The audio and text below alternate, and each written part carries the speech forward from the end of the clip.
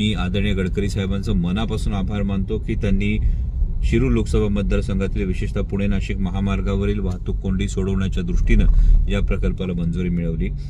कारण आता वाहतूक कोंडीचा प्रश्न हा दिवसेंदिवस जटिल होत चाललेला आहे. विशेषतः तळेगाव चाकण शिक्रापूर रस्ता असेल, चाकण चौक असेल, त्यानंतर पुढे स्पाईन चौक असेल, मोशीचा पट्टा असेल, या सगळ्या भागामध्ये वाहतूक कोंडी होते. आणि त्यामुळे आजचा हा निर्णय हा पुणे नाशिक महामार्गावरील ही वाहतूक कोंडी सोडवण्यासाठी खरोखर एक फार मोठा दिलासा ठरेल.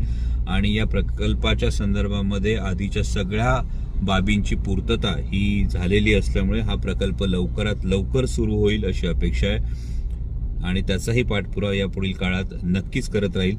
मला वाटतं की काही जणांनी राजकीय दृष्टिकोनातून खासदार साहेब जुने फोटो टाकतात अशी टीका टिप्पणी केली होती.